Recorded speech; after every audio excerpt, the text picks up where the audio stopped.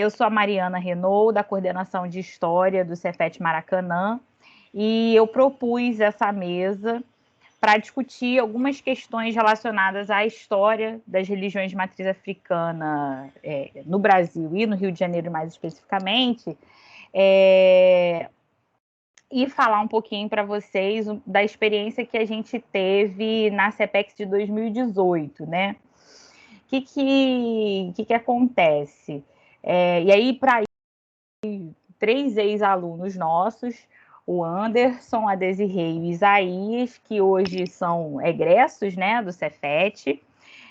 O Anderson está cursando Direito na UERJ, a Desirê está cursando Enfermagem na UF e o Isaías está cursando História também na UF. Então, são 3 alunos orgulhos. Aliás, todos os que passam lá pelo Cefet, independente do caminho que tomam, sempre são orgulhos para a gente, né? Porque a gente vê como que eles entram, como que eles saem, a transformação que eles têm, enfim, quão maravilhosos eles são. E eles era uma equipe muito grande nesse projeto de 2018, né? Tinha mais alunos.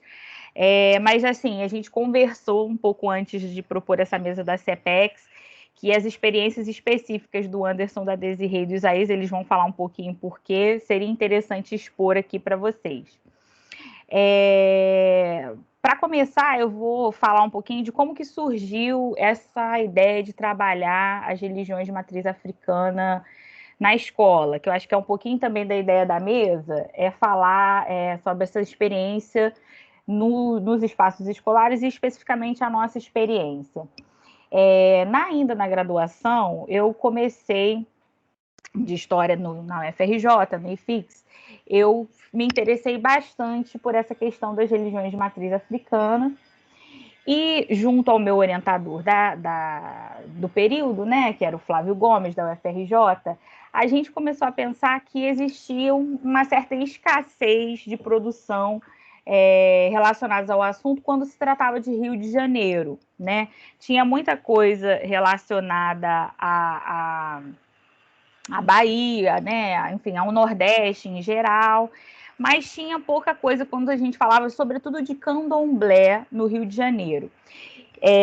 Tinha muita coisa sobre Umbanda, Macumba e tal, mas tinha pouca coisa quando a gente falava de candomblé. E, na realidade, lá em 2000, nesse período, que era 2006, 2007, tinha pouca coisa, inclusive, da historiografia, né? A história em si não se debruçava muito sobre essa temática das religiões de matriz africana, né? O grosso que a gente tinha dos trabalhos eram trabalhos das ciências sociais, né? Enfim, da sociologia, da antropologia.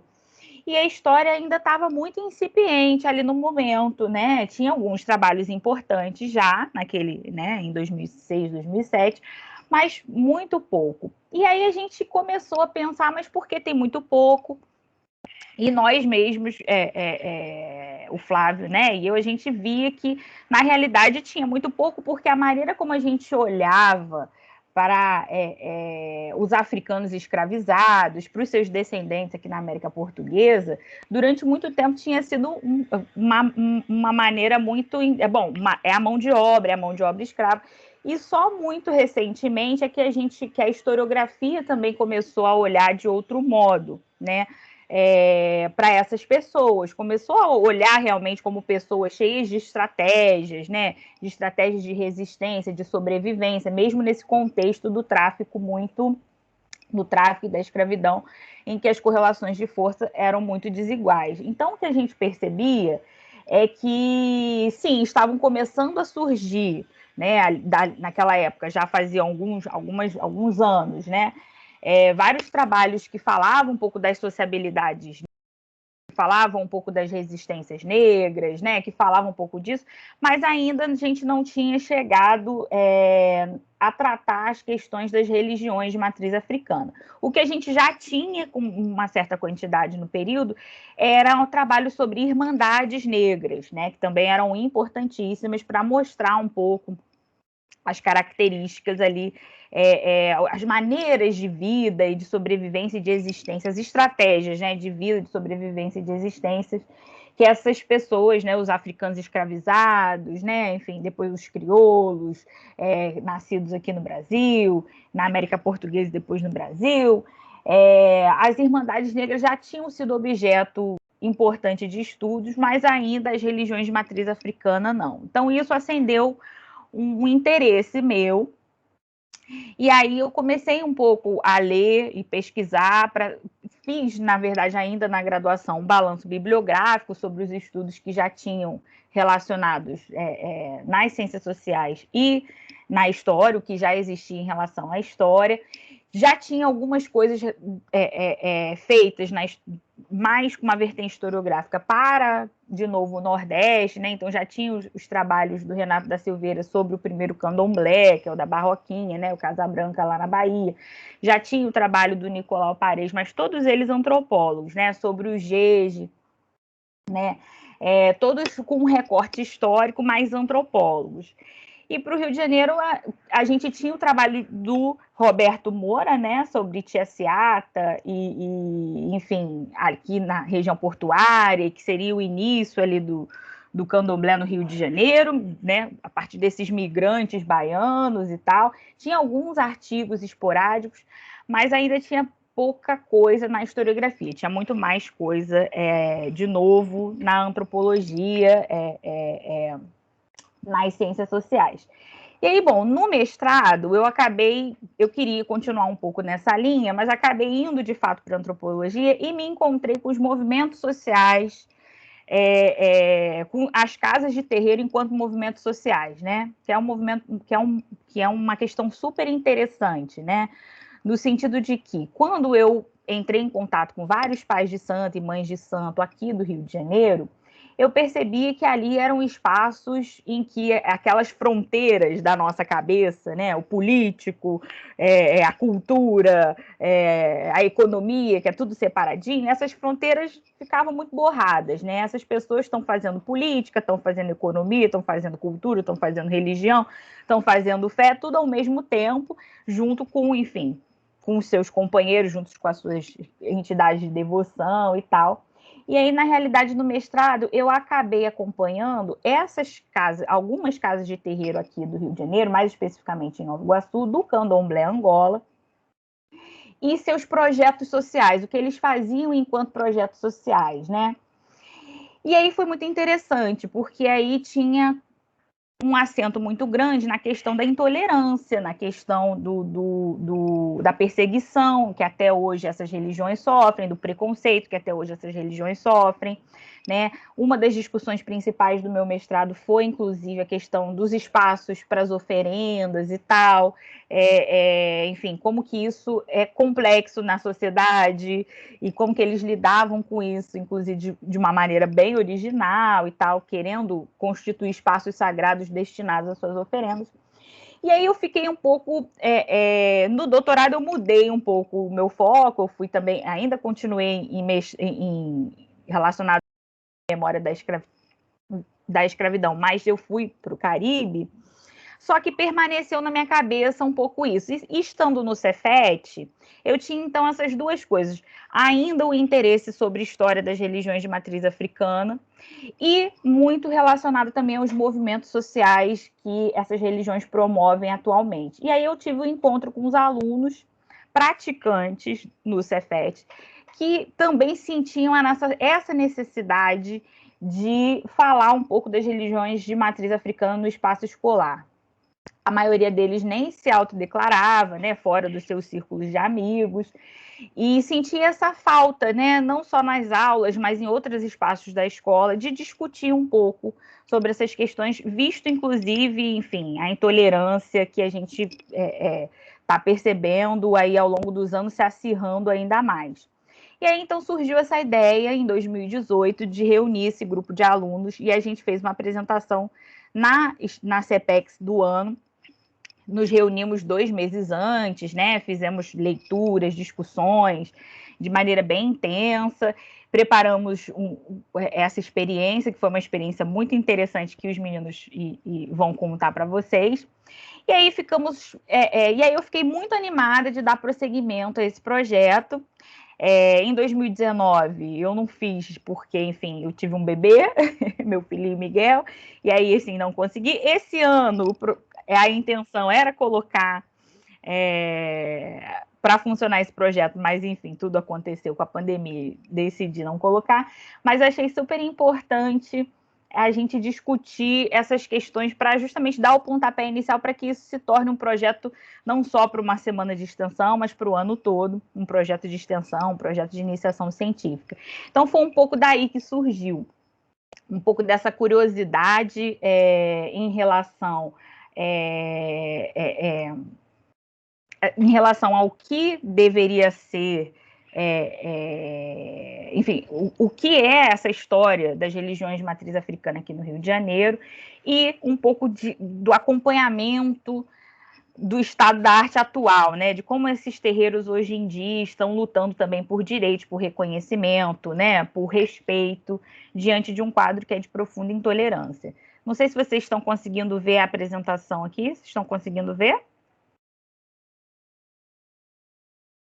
Sim? Beleza. E aí, enfim, assim que surge esse projeto, eu queria só falar para vocês, antes de passar a bola para a Desirê, para o Anderson e para o Isaías, para eles contarem um pouquinho mais de como que foi essa experiência na CPEX de 2018, eu queria falar para vocês bem rapidamente do que a gente tem já descoberto,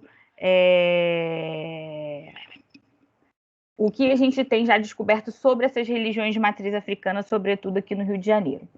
Esse mapa mostra um pouquinho da visão do tráfico de escravizados ao longo aí dos séculos XVI até o século XIX. Se vocês perceberem, existe um fluxo muito grande partindo aí da África Central aqui para o Brasil, sobretudo aqui para a região do Sudeste, né? Esse fluxo também está indo, né, para a América do Norte, América Central, esse tronco grande, e tem troncos menores saindo dessa costa que a gente chama ocidental, aí mais ao norte, né? Se vocês observarem aqui esse outro mapa, está um pouquinho mais detalhado, né? E aí a gente percebe a grossura da flecha se trata do volume, né? Do volume de africanos escravizados que está sendo transportados para o continente. Então a gente vê que tem um volume muito grande da África Central chegando aqui no Brasil, sobretudo no Rio de Janeiro, ao longo aí dos séculos 16, mas sobretudo 17, 18 e 19. Claro que ao longo do 19 também muitos africanos. Ih, gente, tem gente que está dizendo que não está conseguindo ver o mapa, os mapas que eu estou mostrando. Será que está carregando aí? Tem mais alguém com problema, gente, de ver o mapa?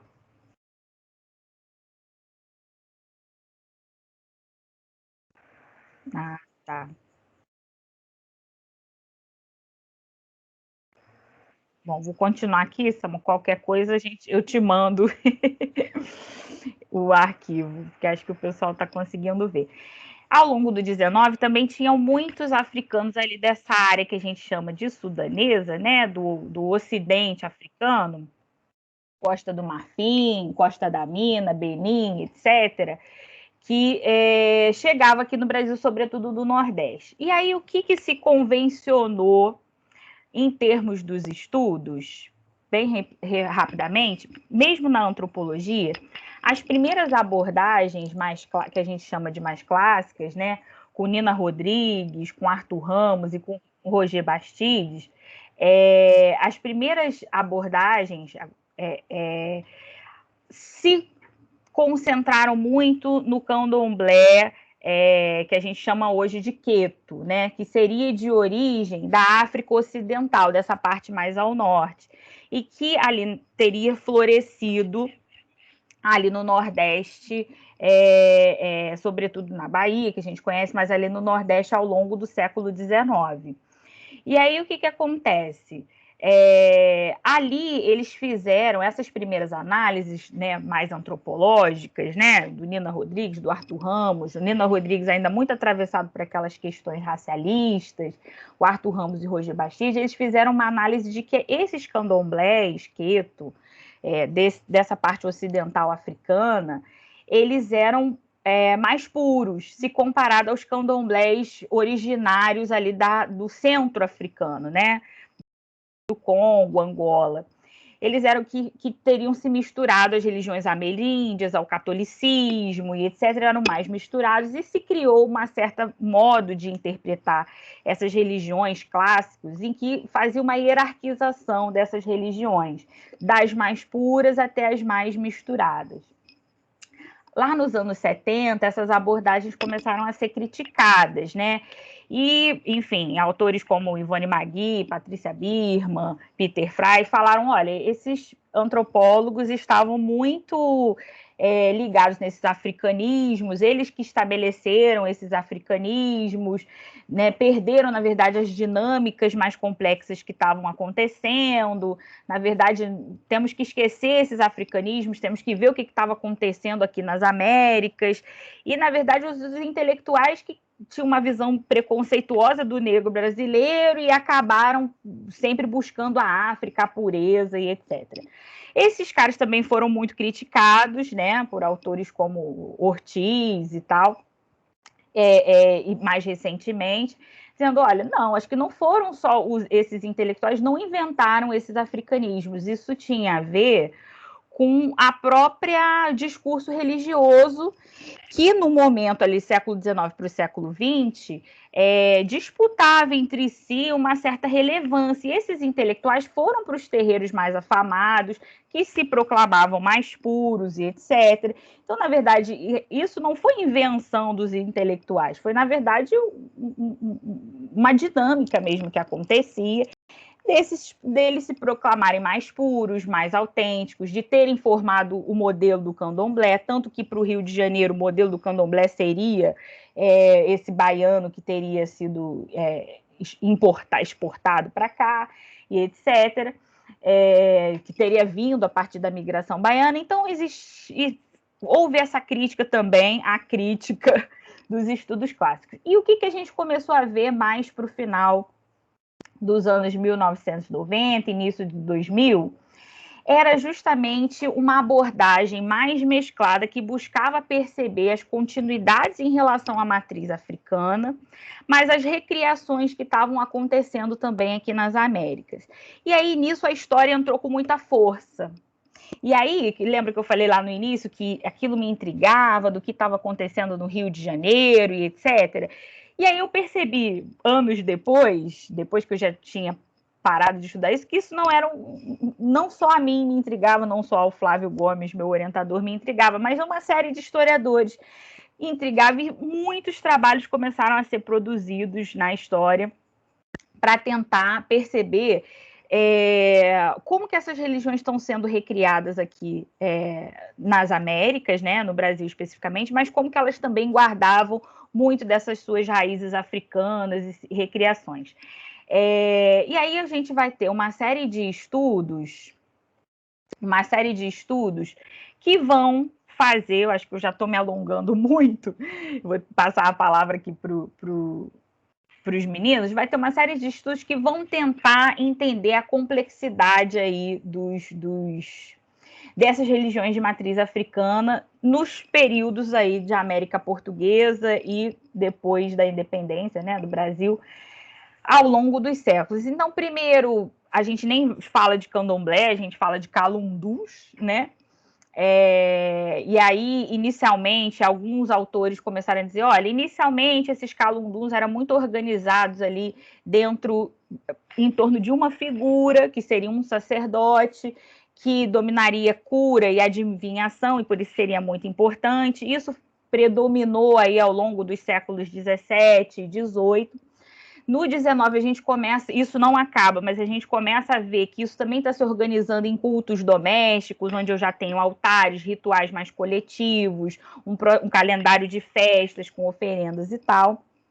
E isso vai se sistematizar ainda mais até atingir uma comunidade extradoméstica, né, com vários casas se formando, até uma institucionalização no século XIX, disso que a gente chama de candomblé, quando eu tenho, de fato, uma comunidade diversa, se identificando com essa religião institucionalizada, que tem contato entre si. Inclusive, o termo surge no século XIX como candomblé. Essas análises também estão sendo revistas, né? Não é assim uma evolução, né? Isso está acontecendo, claro, que lá no século XVII não dá para falar ainda dessas comunidades mais institucionalizadas, mas a gente tinha, junto a esse complexo de cura e adivinhação, em torno de uma pessoa só, a gente tinha também já cultos domésticos, que não eram bem domésticos, às vezes podia acontecer ali dentro do próprio espaço da senzala ou nos espaços urbanos, por excelência, onde eu tinha ali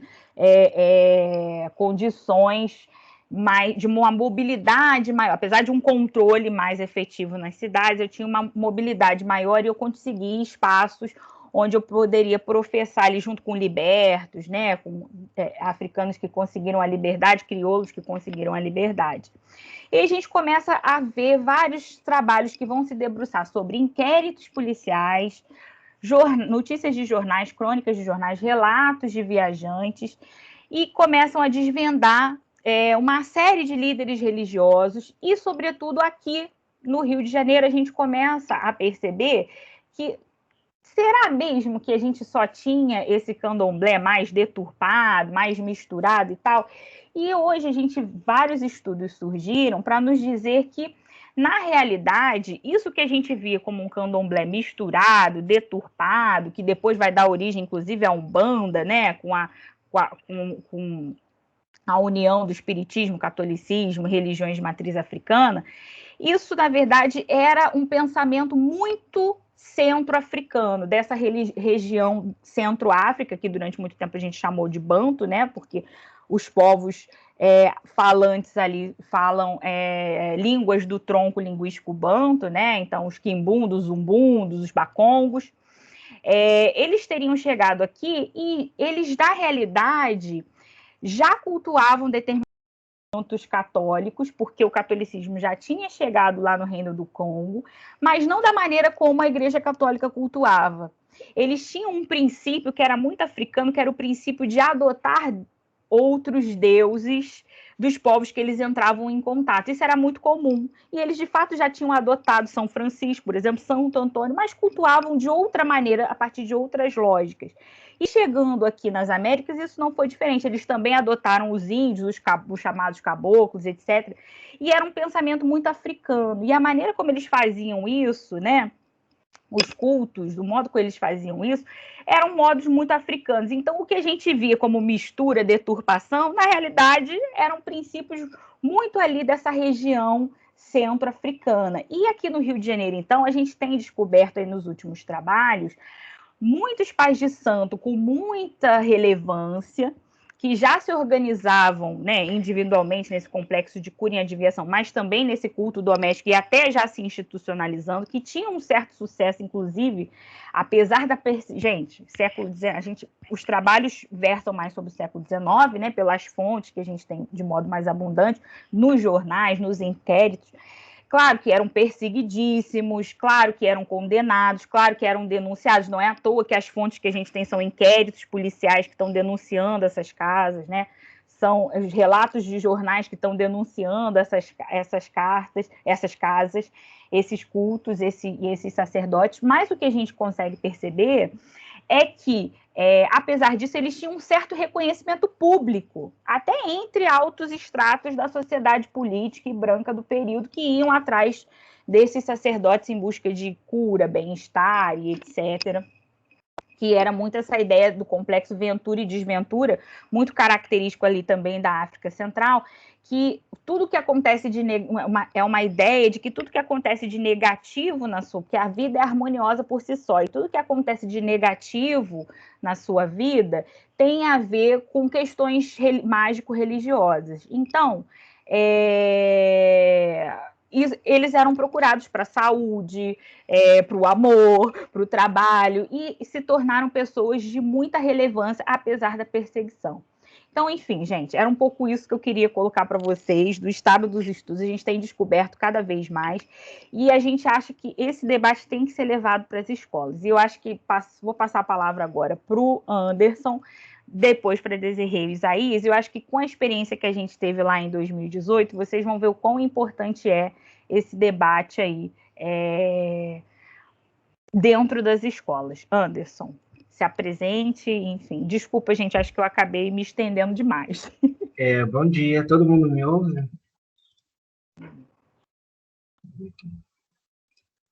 Todo mundo me vendo, normal?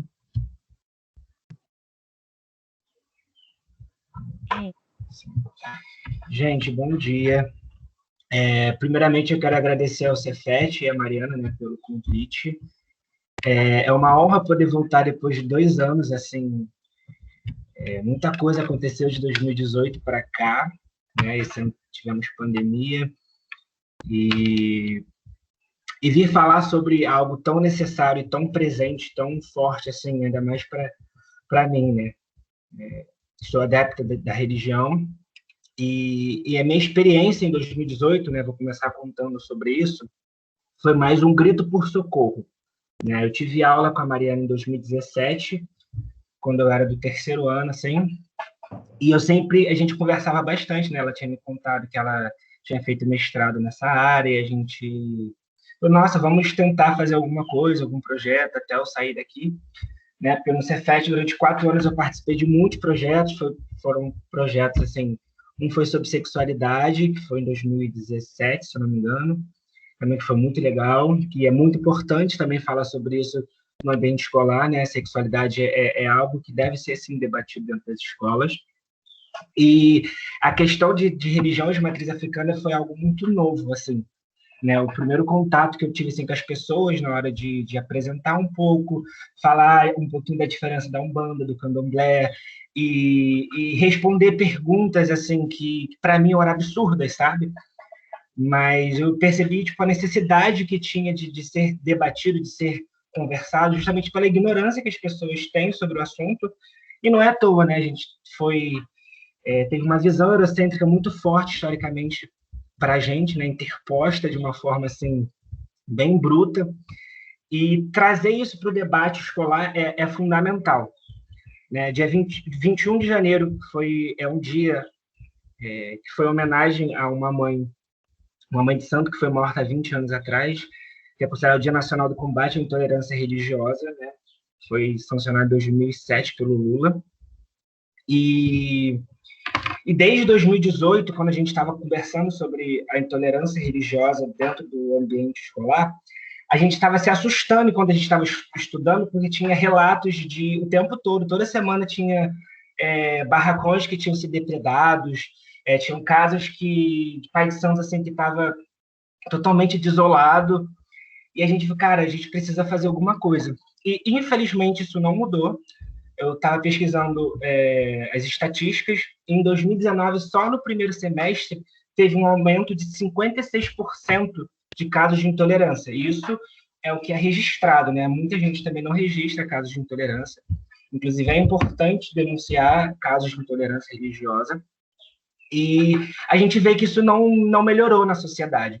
E a escola, estruturalmente falando, é a base de tudo. É onde a gente precisa trazer informação, é onde a gente precisa educar de fato. E eu acredito que só através da educação nas escolas a gente consegue tentar um pouco atenuar essa questão de intolerância. Fora, né, do âmbito normativo, né, eu estou cursando Direito na UERJ, e desde o ensino médio também eram questões que, enfim, chamavam a atenção, né? Como é que a gente pode resolver isso como pessoas, né? Como pessoas ativas, como pessoas militantes, e, enfim, o direito foi uma das minhas opções e uma das minhas escolhas, né? Eu também trouxe um pouco do panorama jurídico, né? Normativamente falando, a gente está assegurado sobre isso, né? E é crime, de acordo com o Código Penal, artigo 208, né? Tem detenção de 1 mês a 1 ano, e a Constituição de 89 também, ela assegura esse reconhecimento por parte do Estado dos direitos de grupos sociais afro-brasileiros e populações indígenas, né, a fim de preservar a cultura e tradições. Há pouco tempo também teve uma discussão no STF sobre o abate de animais, né, que é uma discussão que está muito alta, porque existe gente que ganha dinheiro, né, com isso, né, com rinha de animais, né, briga de animais. Só que ele também é utilizado para forma religiosa e tem todo um significado. Na semana de extensão, né, do CEPEX, a gente explicava, né, que todo o animal que era sacrificado tinha um significado, né, o egé, que era vida, e que tudo era aproveitado, né? A gente não matava o bicho e jogava o bicho por aí. Isso era algo que tinha que ser conversado, o abate de animais, né? Até porque, tipo, a cultura europeia nos ensina a comer peru no Natal, tá chegando, né? Tipo, é um animal morto também em cima da mesa. Então, qual é a diferença que você vê do meu animal que está morto em oferenda para o animal que está sendo morto em oferenda ao Natal, sabe? Então, tipo assim, essas discussões no ambiente escolar foram muito mais sensíveis, sabe? A gente conseguiu desconstruir muita coisa assim, em pouco tempo, né? Eu lembro que junto a isso teve um projeto de imigrante, né? Tinha uma refugiada ao nosso lado mesmo, que estava vendendo comida lá da... Eu só não lembro de onde que era. Você lembra, Mariana? Marrocos? Eu não lembro muito bem. Enfim, era uma comida deliciosa e ajudou. Ela era do Senegal, eu acho. Eu não lembro. Foi ótimo, porque ajudou na nosso embasamento, né, para falar, cara, olha o que está acontecendo, né? E foi bem legal. E só para finalizar, né, que eu não sei se nem se eu já falei muito, existe lei. Tá tranquilo, Anderson, tem tempo ainda. Tá, existe lei que torna obrigatório o ensino, né, da religião, de cultura africana, de cultura indígena, que é a Lei 11.645 de 2008, e eu vi outra também, que é a 10.639 de 2003. Há pouco tempo, a Damares também publicou no Instagram, eu fui ver, que estão tentando criar medidas para falar sobre isso nas escolas. Só que esse reconhecimento da diversidade cultural, esse reconhecimento do multiculturalismo que a gente tem, já é lei há muito tempo, né? Isso é uma crítica que eu venho até que hoje fazer. A gente já tem lei há muito tempo para falar sobre isso. No Cefet a gente tem eu lembro que até discuti isso com a Mariana na época. A gente falou sobre África. Acho que no primeiro ano, se eu não me engano, da grade. Só que é sempre muito corrido. É sempre muito África, sabe? Tem muita gente que enxerga a África como um país, sabe? Então são muitas questões que a gente precisa debater para ontem, assim, sabe? E já existe lei, só que não existe ações eficazes para isso. E essa pesquisa, né, esse projeto, é um meio de chegar até as escolas. Sabe, Mariana, eu espero que você continue fazendo isso assim, sempre que puder, porque, infelizmente, por parte do Estado ainda está devendo, né, essas ações, né, essa necessidade de falar, mas graças a Deus, graças ao Cefet, graças a tudo, o Cefet é um ambiente que a gente pode debater sobre isso, a gente consegue ter essa liberdade, que infelizmente fora do Cefet eu não vejo isso, sabe, escolas públicas, como que elas estão sendo feitas esse debate, sabe, escola particular então é muito mais difícil, isso tudo por conta da intolerância religiosa, né, então é daí que surge essa necessidade de falar e debater, e acho que é um projeto que deve continuar assim nos próximos anos. Né? Eu não vou estar mais, daqui a uns anos eu vou já estar formado na faculdade, mas eu espero que no meu ambiente, né, jurídico, eu possa também contribuir de algumas formas, né, mais para frente, e assim a gente vai tentando mexer nisso, porque é algo assim urgente, né? 56% de aumento de casos de intolerância, isso notificado é muita coisa, isso no primeiro semestre de 2019. Esse ano eu não consegui muitos dados, porque esse ano teve pandemia, enfim, não teve uma consistência muito grande. Mas é basicamente isso, minha fala foi por aí. Eu acho que agora é a Desirê. Obrigado, gente. Obrigada, Anderson. Isso que você falou, assim, fundamental do nosso debate. A gente espera, obviamente, que esse debate atinja cada vez mais, né, todos os espaços e o escolar mais ainda, mas o que é importante a gente perceber é que esse ano, inclusive, cada vez mais a gente vê as demonstrações de violência em relação aos praticantes dessas religiões. Eu não sei se vocês sabem, mas existe já há alguns anos uma prática do crime paralelo, né, que quando assume determinada região, se eles são de denominações evangélicas, eles têm expulsado violentamente os praticantes dessas religiões dos locais de moradia. E isso tem acontecido esse ano, foi um recorde, assim, não sei se vocês sabem, mas se formou o tal do Complexo do Israel, né, ali na região do Cordovil, é todo um complexo de favelas, e o traficante, que é o líder, se intitula evangélico, expulsou todos os praticantes de religiões de matriz africana. Então a gente vê que os crimes de intolerância estão aí, e não só por parte, claro, eu estou falando por parte desse poder paralelo, mas não só, a gente vê que isso é feito pelas mais, inclusive por parte do Estado, essas violências têm sido cometidas, assim, então mais urgente a gente desmistificar. Eu acho que trazer a história ajuda a gente a desmistificar uma série de preconceitos, né, do que são essas religiões. Enfim, vou passar a palavra para Desirê, vou expor aqui, Desirê, a sua apresentação de slides, mas pode já começar a falar.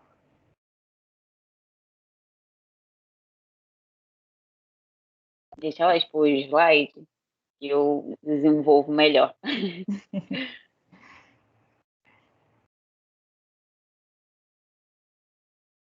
Vocês estão conseguindo ver? Carregando. Carregando.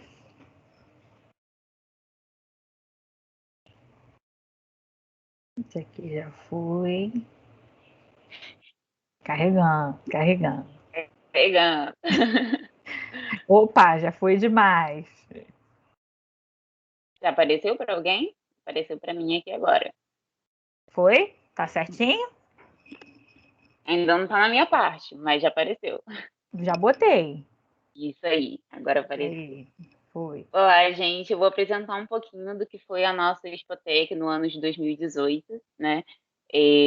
Um ano difícil, né, para mim, que estava terminando o ensino. Pode passar, Mari.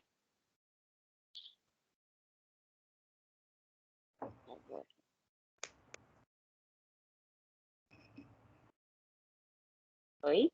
Foi Então, para você. Ah? Foi aqui, eu tô pelo celular, gente, então desculpa Tá. qualquer coisa, que para mim demora um pouquinho para atualizar.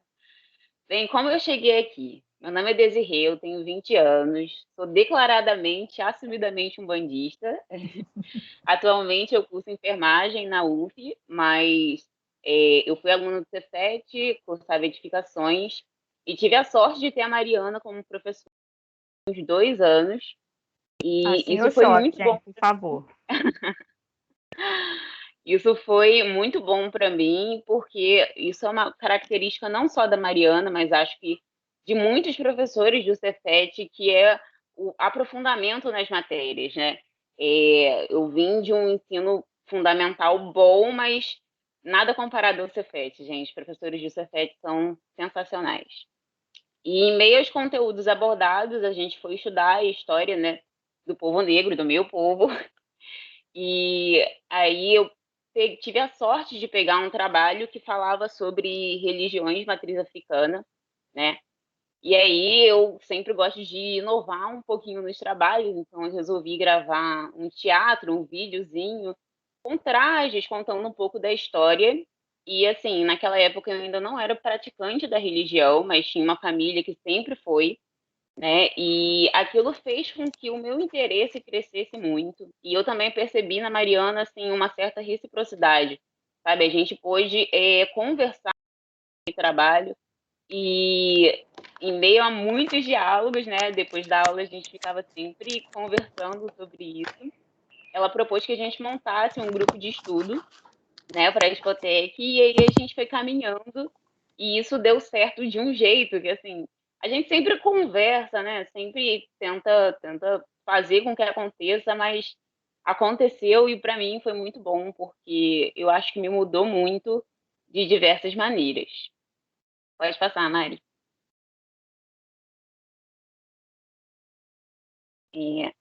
O mais bacana foi que o grupo ele foi montado com integrantes de diferentes religiões, assim.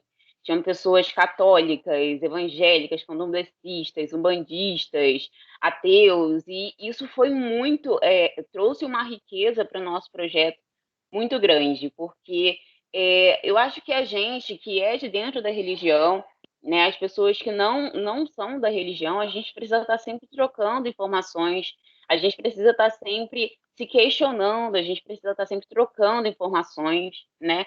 E mais do que isso, unir crenças, né? Porque a própria Umbanda, ela nasce, né, de uma mistura de religiões.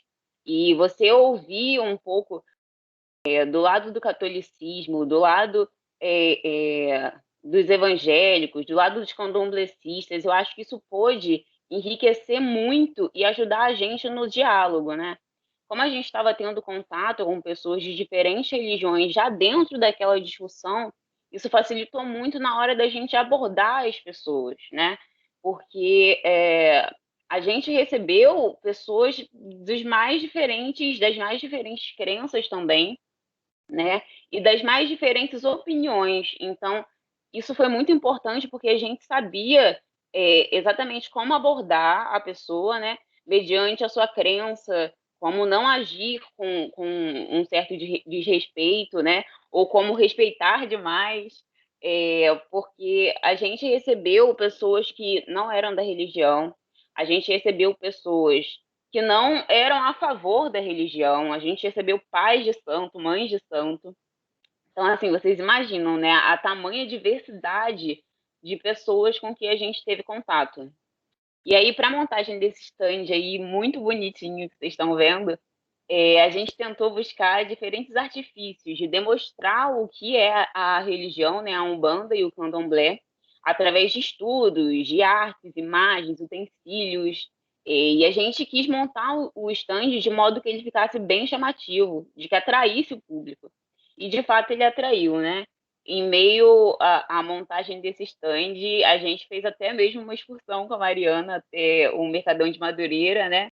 Para comprar alguns utensílios. E é mais um conhecimento, né, para a gente, das pessoas que ainda não tinham ido, das pessoas que não conheciam aquele mundo, que carrega muito, né, sobre essas religiões. No dia, eu utilizei, dá para ver pela outra foto, né, que eu utilizei as vestes da religião que eu carrego, né, saias, batas, turbantes, a fim de demonstrar como a gente se veste dentro do culto religioso. Mas é muito importante destacar que, para isso, eu tive que receber a liberação, né, da minha mãe de santo, porque a gente deve evitar o uso de roupas de santo fora da casa de Umbanda, né? A roupa de santo que a gente veste é um sagrado.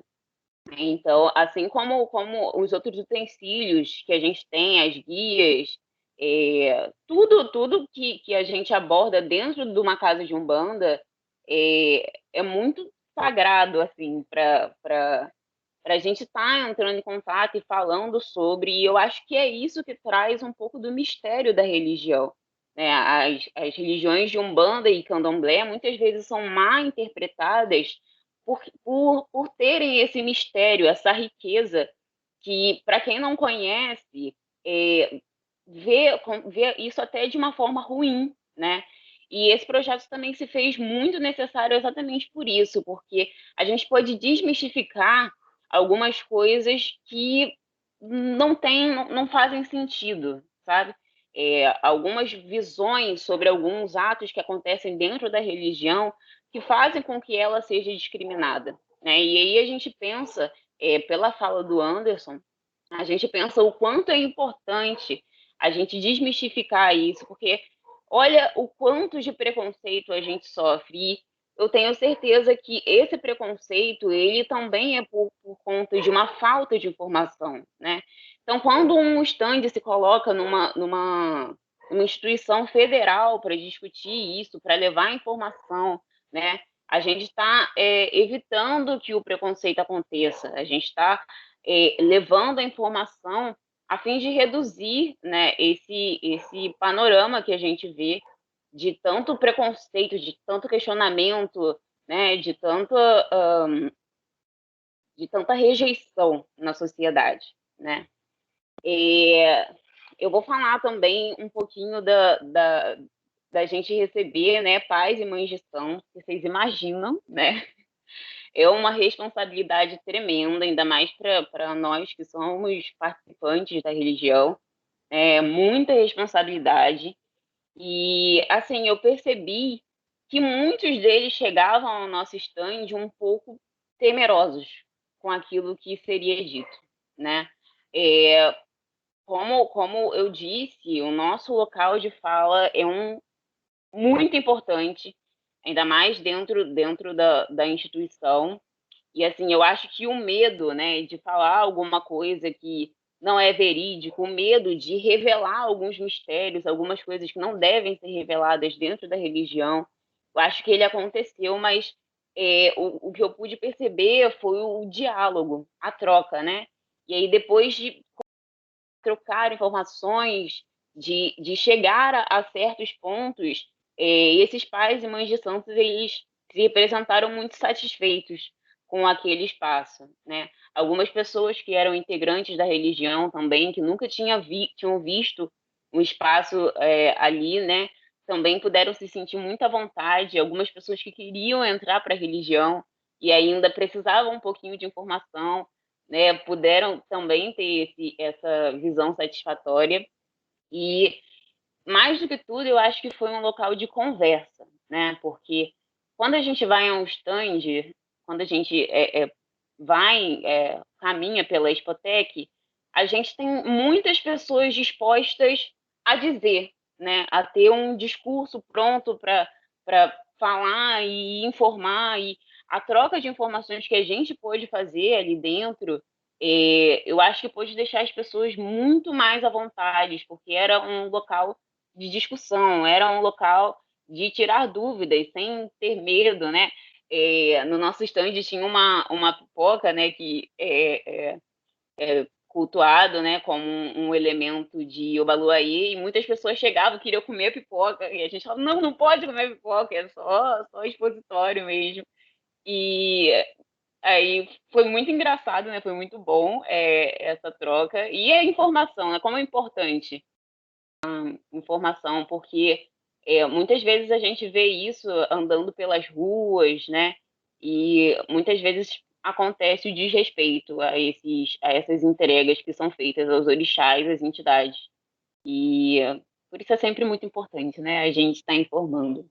Outra coisa que eu gostaria de compartilhar com vocês foi que, apesar, né, de ser o primeiro ano que aquilo estava sendo exposto, eu senti uma certa, como é que eu posso dizer? Não uma rejeição, assim, eu acho que quando a gente se coloca nesse tipo de projeto, a gente espera ser rejeitado, a gente espera o preconceito, a gente vai preparado para aquilo, né?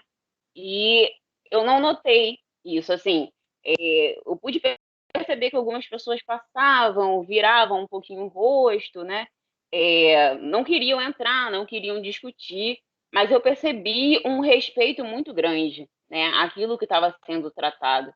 É, e isso me instigou muito, porque eu participei junto com o Anderson de um projeto de sexualidade e, gente, a gente sofreu muito de pessoas irem e falarem que aquilo não estava certo, de que a gente deveria ser tirado dali, sabe? De que aquilo não era um local de discussão sobre a sexualidade, né? O Cefet não seria um local de discussão.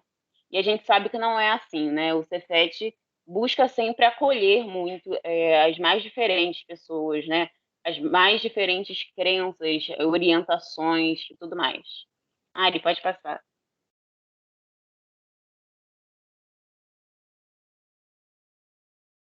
Foi. Então, esse Que foi o nosso lindo. grupo. Esse era o grupo, gente. Inclusive, eu quero agradecer os meninos que não estão aqui, né? Mais Nicolas, Vitor, Vitória. Tem uns que não estão na Carlinhos, tem uns que não estão na foto Verdade. também. Tem mais gente. Que foi uma equipe muito engajada. A Laura, do turismo, enfim, muito engajada. Que não daria para todos falarem aqui nesse espaço, mas são excepcionais, maravilhosos todos. Muito bom. Pode passar. aí um pouquinho das reações, né? Infelizmente a gente não conseguiu tirar mais fotos, a gente estava sempre muito ocupado explicando, né? Que bom, né, que a gente estava ocupado explicando também. Mas um pouquinho das pessoas que a gente recebeu no nosso stand, que a gente teve a sorte de ter essa troca, né? Pode passar, Mari. E para nossa sorte, né, a gente foi recebido tão bem que depois a gente foi chamado também para apresentar esse projeto no Instituto Federal do Rio de Janeiro, né, que fica ali perto, da FRJ. E a gente teve, justamente por não ser, né, a gente não ser do colégio, a gente achou que a gente ia ficar um pouco inibido e olha, não teve nada de inibição, a gente foi muito bem recebido. A troca aconteceu do mesmo jeito, assim, mesmo não sendo com aquele stand todo montado, mesmo não estando vestidos, a gente teve uma troca muito boa. Várias pessoas vieram conversar com a gente, saber mais um pouco. E aí a gente vê ainda mais, né, a importância que é discutir, de ter um local para discutir, de ter um local para acolher essas pessoas, né, é muito importante. E eu espero, assim como o Anderson, também estou sempre aqui, sempre que quiser me chamar, Opa! que essa troca, que essa troca continue a acontecer, né? Que cada vez, com o passar dos anos, a Mari possa abordar nas pessoas dispostas a discutir, dispostas a fazer parte desse projeto, porque, gente, é muito importante. E, olha, os projetos que acontecem na Expotec, eles são para a vida, porque é uma troca que a gente geralmente não consegue ter, e uma coisa que a gente leva muito, a gente chega ao último dia, assim, com aquela sensação de satisfação, sabe? Fizemos tudo, ocorreu tudo bem, e é muito bom, gente. Então, quem tiver a oportunidade de participar dos projetos, principalmente com a Mari, não, todos os projetos são maravilhosos. Gente, obrigada, Desirê. Antes de passar a palavra para o Isaías, uma coisa que eu queria destacar também na fala da Desirê, que a gente teve uma preocupação muito grande de não colocar também os objetos, ela própria vestida, de maneira folclórica, né? A gente não queria ser uma coisa folclore, desrespeitar de nenhuma maneira e tal, até porque, como ela bem disse, são coisas sagradas. Mas para a gente era importante exibir essas coisas porque essas religiões são constituídas de uma materialidade importante, né? Então, esses objetos, como Desirê bem falou, essas roupas, isso tudo é parte fundamental para a gente entender essa filosofia e esse complexo dessa religião. Então, a gente tinha o maior cuidado de fazer tudo com o maior respeito, né? Enfim, não é à toa que foi a Desirê, com autorização da mãe de santo, que pôde se vestir. Então, a gente não queria nada folclórico, Mari, teatral, enfim, nada disso. Justamente para abarcar essa complexidade. E, claro, a gente começava a falar da história, mas depois ia falando dos dias de hoje, as diferenças e tudo. Então, assim, era fundamental a gente manter o maior respeito possível. Diga, Anderson. Só para uma coisa que deixou para ser falada, é que a Desirê também mencionou, é que a gente está fazendo esse stand para quem é da religião, foi mais uma homenagem em si, sabe? Tipo, a gente está aqui, tanto é que o stand está não toca o meu sagrado, né? Foi alguma coisa assim. E foi essa coisa do orgulho mesmo, né? Que a gente tem que trazer isso de é bonito, você pode estranhar, mas existe e merece e deve ter respeito, sabe? Eu acho que isso foi muito importante, assim, para a semana, assim, para mim, pelo menos, como essa imposição de respeito. Sim, fundamental. Então, gente, vou passar a palavra aqui para o Isaías. O Isaías, ao contrário da Desirê e do Anderson, não é praticante das religiões de matriz africana, então ele vai trazer uma outra perspectiva. E, nesse meio tempo, quem quiser fazer perguntas para a gente, coloca lá no chat, tá? Isaías, é com você. Oi, bom dia. Estão me escutando bem? Ok. Difícil falar depois de falas tão boas do Anderson e do Desirê, né? Mas vou me apresentar, eu sou Isaías, eu fiz técnica em eletrônica e agora estou fazendo história na UF, duas áreas bem parecidas, né? E eu entrei em contato com esse projeto com a Mari, que eu fiz a monitoria de história, e aí ela, começando a pensar, a fazer esse projeto, me chamou para participar.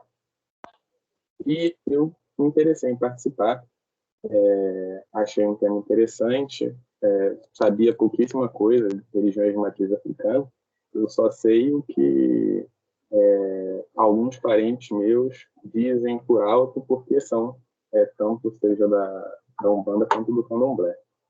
E aí eu vou trazer essa experiência de como foi participar, não sendo uma pessoa de nenhuma religião de matriz africana. O interessante, né, do grupo, como a Desirê mencionou, é que era uma variedade de pessoas incrível.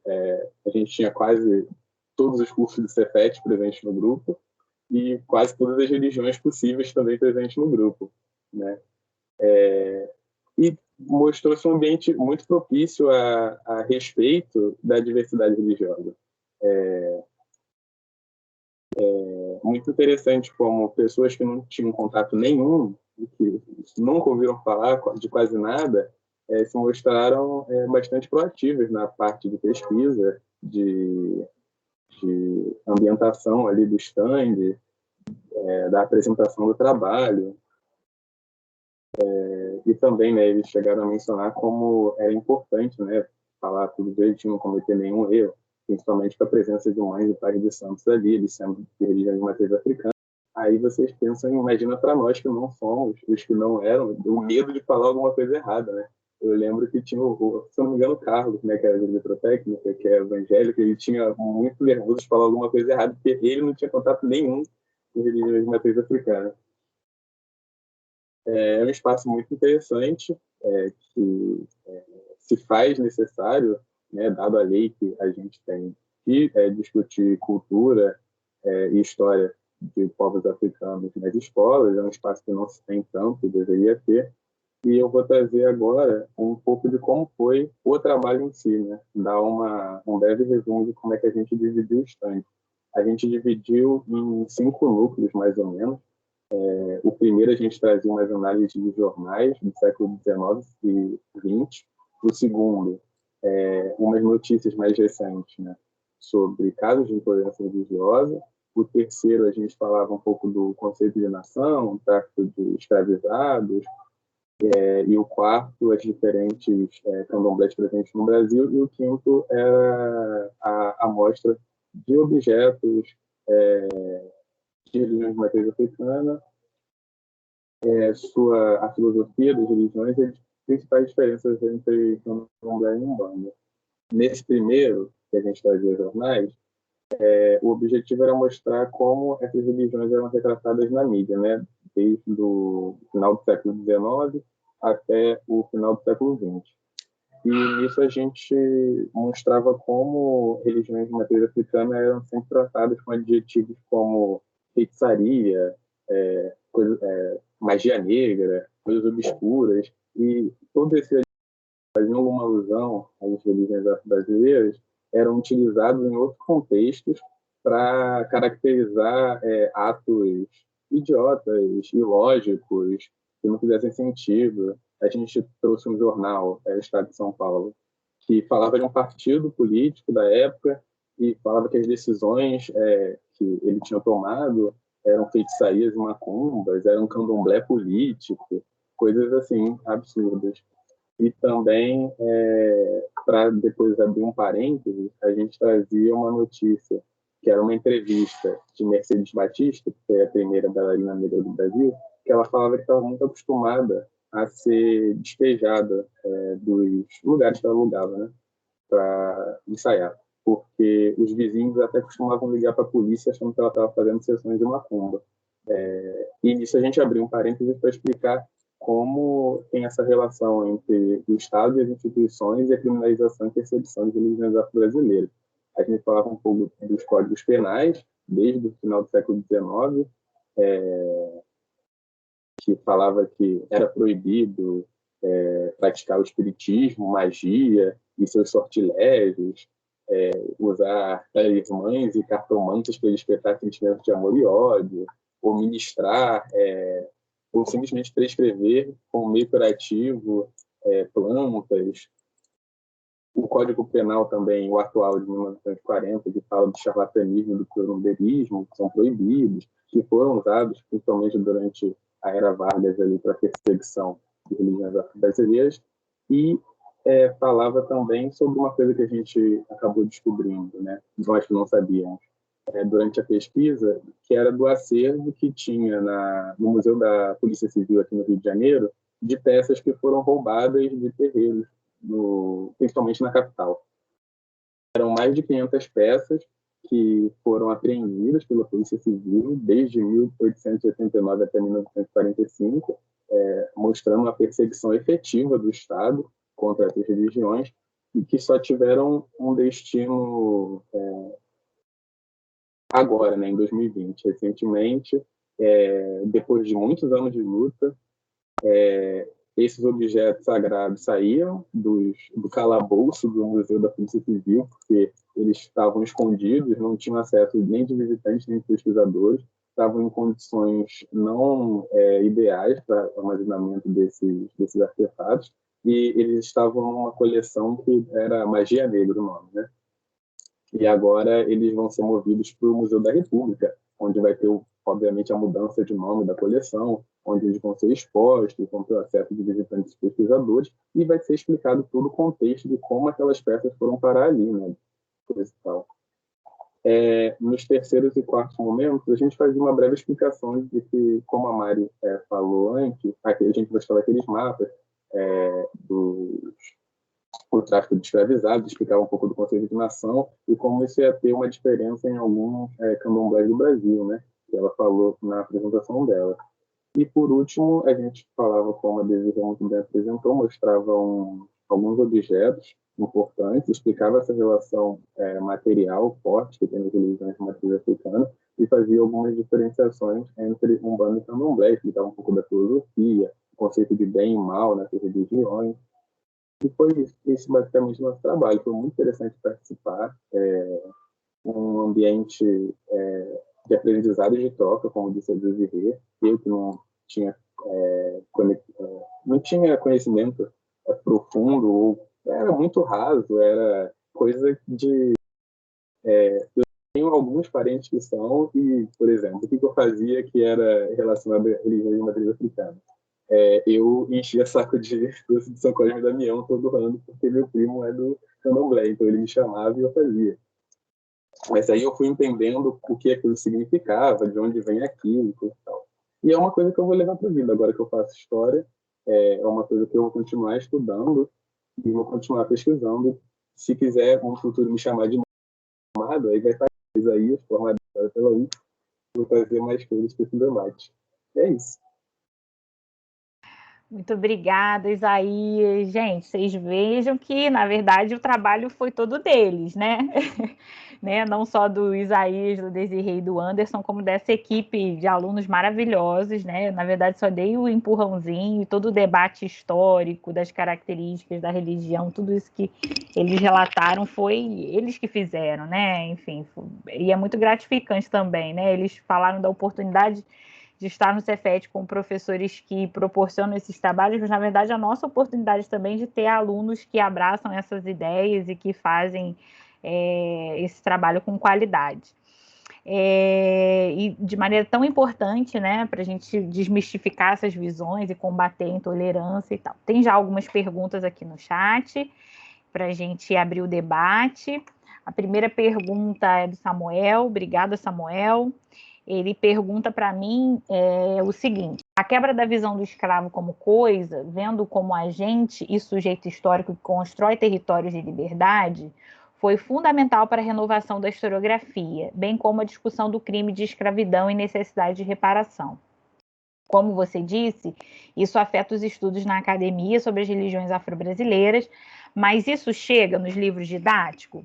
Excelente pergunta, Samuel. Então, tem chegado nos últimos livros didáticos, sim, felizmente, de forma ainda muito resumida, mas nos livros didáticos de história eu já tenho percebido, né, nos últimos PNEs, né, que a gente recebeu para avaliar, eu já tenho percebido a diferenciação de todos dos povos escravos, né, os escravizados africanos, os escravizados que estão vindo para as Américas, como que eles nessa diáspora vão se relacionar entre si e constituir nações, o que a gente chama de nações, mas independente do que era na África, né, vão se reunir em torno desse guarda-chuva de diferentes nações, mas que vão reunir povos e pessoas de diferentes lugares da África, e como isso também vai criar uma cultura da diáspora diferente do que era da África, mas aproveitando essas raízes africanas. Então, tem sim já aparecendo nos livros didáticos, falando também das religiões de matriz africana, mas ainda são espaços muito pequenos. O que eu vejo com mais otimismo são os paradidáticos, né? Inclusive para o ensino fundamental, não só para o ensino médio, mas para o ensino fundamental. A gente já tem uma gama aí de livros paradidáticos muito interessantes que já tratam do assunto, já incluindo essas pesquisas recentes, algumas ainda não, né? Quem tem um tempo, mas já falando dessas histórias ainda com essas primeiras pesquisas, né? E agora outros que já incluem essas pesquisas recentes. Então, sim, a gente já tem essa discussão chegando nos livros, né? Ainda não tanto com o espaço que a gente quer, pretende, mas já tem sim. E é isso, assim, acho que o Anderson chegou a falar, a Lei 10.639 já está caminhando para os seus 20 anos, né? É de 2003, que é a obrigatoriedade da gente discutir a história da África e cultura, a história e cultura da África e afro-brasileira nas escolas, que foi uma luta do movimento negro, enfim, e uma conquista do movimento negro, e que acho que, por mais que a gente tenha dificuldades nessa implementação, tem dado frutos, né? Tem dado frutos importantes aí. E eu acho que isso também se reflete nesses livros didáticos e paradidáticos. Que tudo isso, inclusive essa mudança na visão historiográfica, eu falava isso também na mesa que a gente teve ontem sobre Pequena África, tudo isso também não surgiu da boa vontade, assim, da academia e nem da legislação, surgiu também da luta, na verdade surgiu da luta do movimento negro, da pressão do movimento negro para contar essas histórias e para entender essas histórias, justamente porque vendo essas histórias, a gente começa a combater o racismo, combater a intolerância. Então, acho que é isso, assim, eles perceberam que era fundamental esse conhecimento, que as pessoas pudessem ter esse conhecimento para poder desmistificar as bases do racismo, né? E aí é isso. A Larissa, inclusive, comentou aqui no chat que no livro de 8º ano, que falava também sobre. Então é isso, a gente vê que já está chegando sim, né? Não na velocidade que a gente gostaria, mas já está chegando sim. E aí o Samuel também faz uma pergunta para o Anderson. Anderson, por que tratar o que se chama intolerância religiosa como racismo religioso? Por que não tratar, né? Não é isso? Por que não tratar? Eu achei essa pergunta genial. Difícil, porém não. Né? Eu até anotei uma frase aqui que vai dar início a essa discussão, essa resposta. Que ao falar de intolerância religiosa, a gente acaba tratando dos sintomas e não da doença. Né? O racismo religioso, de fato, é a doença, enquanto a intolerância são os sintomas. Né? E claramente, a religião que mais é apedrejada é a religião de matriz africana, né? Por conta do racismo religioso, sim, e é justamente isso que a Mariana falou na última fala, sobre esses caminhos, essas caminhadas. Né? A gente tem que tratar dessa questão de forma estrutural, e foi por isso que, quando eu falei da importância, né, dessa discussão no âmbito escolar, é justamente isso, tratar da questão na estrutura, que é o racismo religioso, que atualmente é muito mais presente assim nas discussões por conta do movimento negro, né, que tem trazido isso na valorização e tudo mais. Não vou me aprofundar, não é meu local de falar sobre isso, mas realmente a intolerância religiosa ela é apenas um dos sintomas, enquanto o racismo religioso é de fato o que precisa ser avaliado, né, estruturalmente e tudo mais. A gente tem caminhado, existem algumas leis, né, como eu já disse. É crime porém, a gente precisa de medidas, né, por parte do Estado que de fato efetive todas essas questões, porque pessoas continuam morrendo, pessoas continuam sendo discriminadas por simplesmente praticar essas religiões, porque sim tem um olhar de racismo por trás disso, que de fato é a estrutura. Eu acho que eu consegui responder por que não tratar. Acho sim que a gente deve tratar a questão de tolerância religiosa como racismo religioso. A gente tem sim que olhar como a estrutura e não só como um sintoma. Mas eu quis falar mais do sintoma justamente porque foi... Eu acho que a Desirê que falou um pouco mais sobre a estrutura, assim. Acho que eu respondi a pergunta.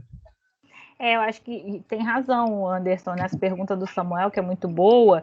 Acho que na época que isso se tipificou também enquanto crime, foi mais fácil de se conseguir o crime de intolerância do que do racismo religioso. E hoje, na verdade, os adeptos, eles conseguem tipificar os dois crimes. Quando ocorre a orientação, inclusive, dos pais de santo que eu acompanho e que orientam quem sofre violência religiosa, é tipificar pelos dois crimes, pelo de intolerância e pelo crime de racismo, né? Porque já que a gente na época não conseguiu fazer, né, enquadrar como racismo religioso, que de fato eles são orientados a tipificar pelos dois crimes. Sim. Isso no âmbito jurídico, como eu posso falar, não existe crime de ódio, né? Como a gente tem visto, né? A gente responde pelas nossas atitudes. Obviamente, a intolerância religiosa é uma atitude, é uma prática contra outra pessoa, né? E aí essa ação é crime, essa ação, o Estado teve a sua intervenção dizendo, não pode, detenção de 1 mês a 1 ano, tudo mais. Mas, obviamente, o problema dessa intolerância, da prática que existe na nossa sociedade, é o racismo estrutural, é o racismo religioso, que trouxe junto todas essas questões, né? Mas o nosso... Né, no âmbito penal, né, que tem o objetivo de defender os bens jurídicos mais importantes, a gente só consegue tipificar o que é crime, o que é errado, né, só as atitudes. Eu não posso, criminalizar alguém porque me odeia ou porque tem um sentimento ruim contra mim. Infelizmente, esse sentimento foi imposto com toda uma visão eurocêntrica, com toda a história que a gente viveu e já debateu aqui. Só que, infelizmente, no âmbito jurídico, a gente não consegue trazer ainda essa questão. Embora a gente tenha que, sim, ter ações para tratar disso, né? A gente tem que criar decretos, mas, na verdade, não tem que criar, não, porque já tem uma lei já há quase 20 anos aí. A gente só, de fato, não põe em prática. O porquê, né? A gente tem que perguntar o porquê que as escolas, no geral, não estão tratando sobre isso, sabe? Eu acho que é basicamente isso. Isso aí. E como a gente vê justamente nesse histórico, é um histórico de perseguição com base na raça, né? Com base nesse racismo estrutural mesmo, que é constituído historicamente. Então, essas coisas que a gente também luta para desmistificar, até chegar também de forma plena na letra da lei. A Ju, obrigado, Ju, pela pergunta. Pergunta quais leituras a gente recomenda para quem quer se aprofundar no assunto. Hoje, Ju, já tem uma gama muito vasta, como eu falei, de bibliografia, e cada dia se produz mais.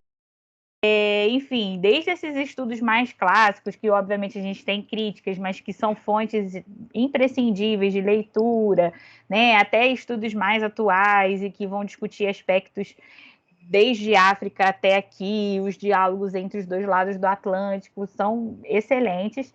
Eu vou fazer o seguinte, eu vou disponibilizar o meu e-mail, acho que você já tem, mas para quem quiser aqui no chat, quem quiser me mandem um e-mail que eu posso disponibilizar uma bibliografia aí básica, mais ou menos básica, para vocês lerem, né? Tem muita coisa de artigo já mais curto também, de livro didático, mais acessível, né? Com uma leitura mais para quem está iniciando mesmo essas descobertas, né? Então, tem umas coisas mais aprofundadas, então já tem uma gama bem grande de leituras, então eu posso dar uma indicação. Vou colocar aqui no chat o meu e-mail, e quem quiser me manda e-mail, e aí eu redireciono essas indicações para vocês. E outra pergunta do Samuel agora para Desirê.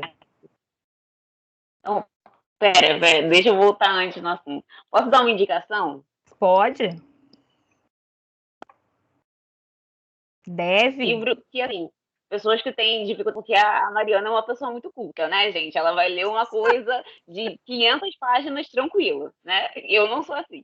Então, alguns livros que me ajudaram, não nessa parte de apresentação dos orixás, de quem é quem e tudo mais, mas mais em entender mais ou menos o que é religião, principalmente a Umbanda, foram os livros do Robson Pinheiro, os primeiros, lá os primeiros.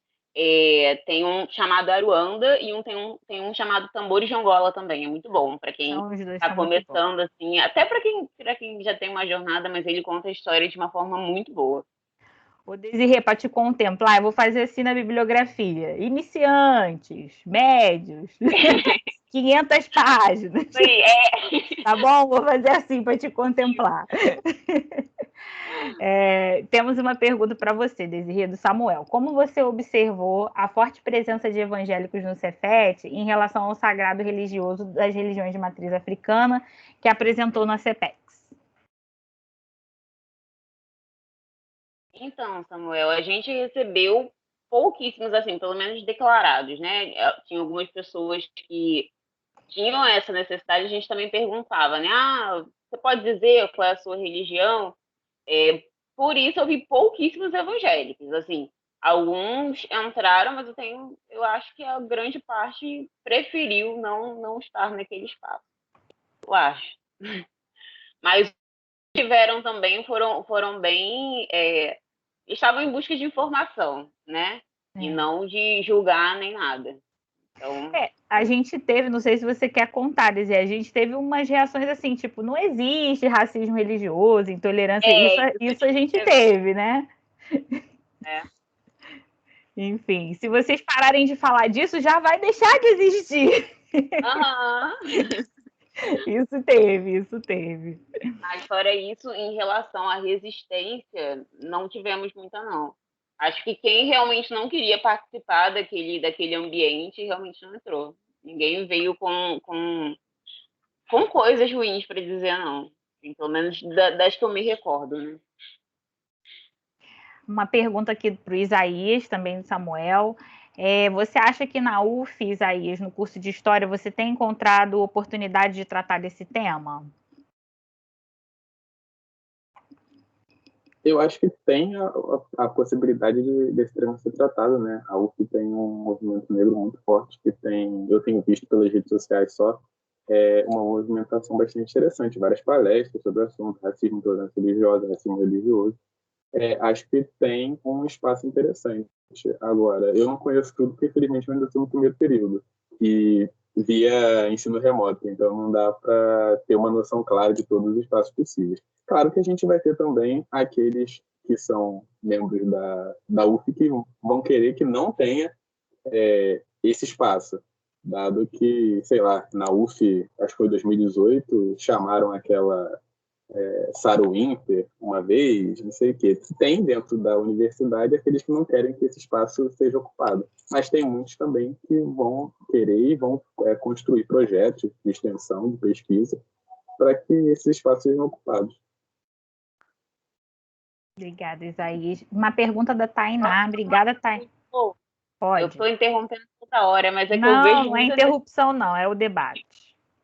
Eu estou fazendo enfermagem na UF, né? E eu estou no segundo período, só.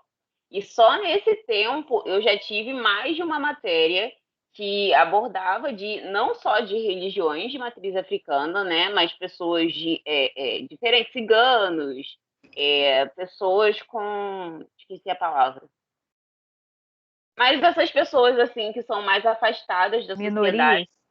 Isso, dessas não era minoria, mas... Sim, as ditas minorias, né? Essas minorias, né? A gente teve já várias matérias justamente para saber cuidar, saber um pouquinho da história desse povo, para na hora do cuidado a gente estar focado nisso. Então, eu acho isso muito bacana, então eu tive que compartilhar. Que legal, e isso é muito legal também, porque as religiões de matriz africana têm uma coisa do cuidado com a saúde, né? E dialogar com isso é muito importante. Bacana. Temos uma pergunta para todos nós, e aí, enfim, quem se sente à vontade pode responder. Da Tainá, obrigada, Tainá, pelo apoio, pela presença. vocês já conseguiram incorporar a pesquisa e as discussões em sala de aula, os dados já oferecidos pela recém-criada Delegacia de Crimes Raciais e Delitos de Intolerância quanto à perseguição e racismo religioso hoje? Então, Tainá, não, a gente ainda não conseguiu incorporar, porque, como eu falei um pouquinho no início, esse projeto foi de 2018 e foi um projeto curto que a gente fez só para a CEPEX da ocasião, né? Então a gente se reuniu 3 meses antes só e começou a fazer essa discussão. E 2019 e esse ano a gente não fez, 2019 porque eu saí de licença e esse ano por conta de toda essa questão da pandemia. Mas fundamental você colocar, lembrar dessa questão da delegacia dos crimes raciais. Eu acho que vai dar, inclusive, uma perspectiva ainda mais alarmante do que a gente já sabe pelos jornais e pelas notícias nossas entre as casas religiosas e tal. Enfim, a gente vai ver que o problema é ainda maior do que aquilo que a gente pensa, né? Porque isso eu estou dizendo, estou imaginando, porque é isso, assim, eu acompanho pais de santo que estão na linha de frente aí dessas denúncias, né, apoiando quem tem essas denúncias, apoiando quem sofre essas violências e que conduzem essas denúncias, e a gente vê que tem muitas que não denunciam, enfim, tem muitas que denunciam, mas não são publicizadas. E eu acho que isso vai dar, inclusive, um escopo maior ainda para as nossas discussões, né? Não sei se vocês querem comentar. Anderson, Desirê, Isaías. Só para falar da importância mesmo da denúncia, né? São muitos casos que não são notificados, né? Porque, como a gente também já está debatendo da estrutura, né? É algo que está enraizado e é algo que a gente precisa, de fato, expor. Né? Não só passou, as pessoas enxergam.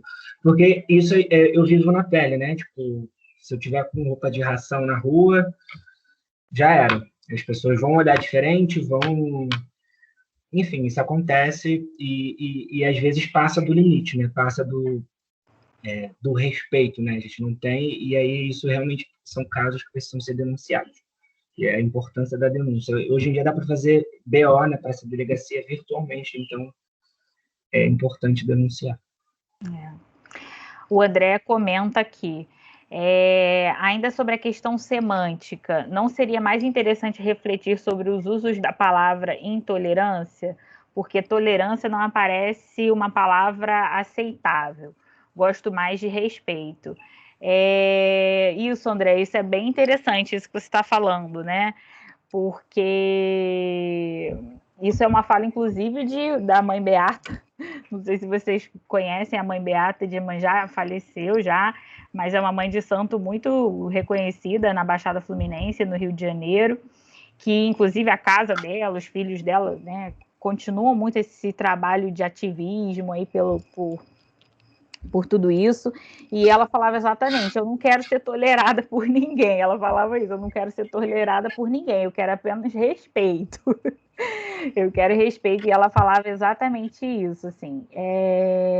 O que a gente vê tipificando a lei são esses termos ainda de intolerância, né? Que a gente ainda utiliza, mas é isso, a cada vez mais tem sido, sim, igual a palavra, tanto que as campanhas que tem sido, por exemplo, do Devolva Nosso Sagrado, era respeito ao nosso sagrado, respeito à nossa fé. A gente tem visto, sim, dentro dos próprios movimentos sociais das casas de santo, a tentativa de mudar essa semântica mesmo, da mesma maneira que você está falando, nesse mesmo sentido. E por conta dessas, da mesma maneira que a gente tem mudado, não vamos falar de escravo, vamos falar de escravizados, né? Porque eles não são escravos, são pessoas escravizadas. A gente está mudando também, por conta desses movimentos sociais, dos próprios terreiros apontarem isso, essa semântica, né? E é isso, acho que começa também por essa discussão das palavras, né? Começa por essa discussão, porque o racismo também está aí. Não sei se vocês querem comentar alguma coisa.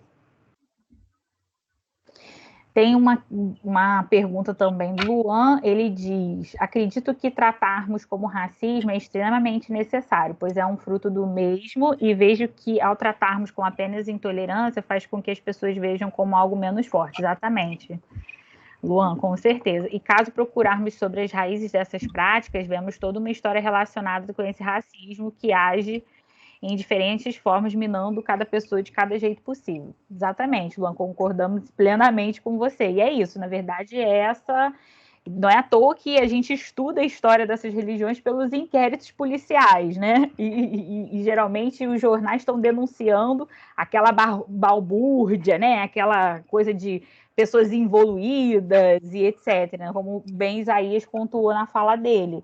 É isso, acho que não tem como a gente discutir isso sem falar justamente da construção do racismo, né, ao longo aí dos séculos da história brasileira, sobretudo no 19, que vem junto com a construção aí desse projeto de nação brasileira e junto com a existência de como se configura hoje das religiões. Então está tudo nascendo junto. Então não é à toa que a gente vê até hoje esse quadro, né? Então tem explicações históricas aí e que a gente tem que entender profundamente para combater também. Mari, então, com certeza. Diga, Anderson. Ainda dá tempo para discutir mais, porque eu não sei se já poder passar, porque senão eu ia falar um pouco sobre... Acho que a gente pode passar um pouquinho, né?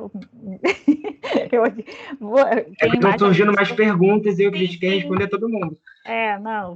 Para responder o André, né? Que foi o André que perguntou sobre essa questão da intolerância, da tolerância. Eu acho importante discutir semântica, né? Porque isso fica com a gente. Né? Num olhar jurídico, infelizmente, a gente tem um direito muito tradicional, muito positivo, né? Muito que está escrito, muito que, enfim, burocrático. Eu acho que a questão da intolerância é justamente para tipificar a ação do crime, entendeu? Concordo que a gente deva usar tolerância para que... Tolerância não, respeito para a gente debater e tudo mais.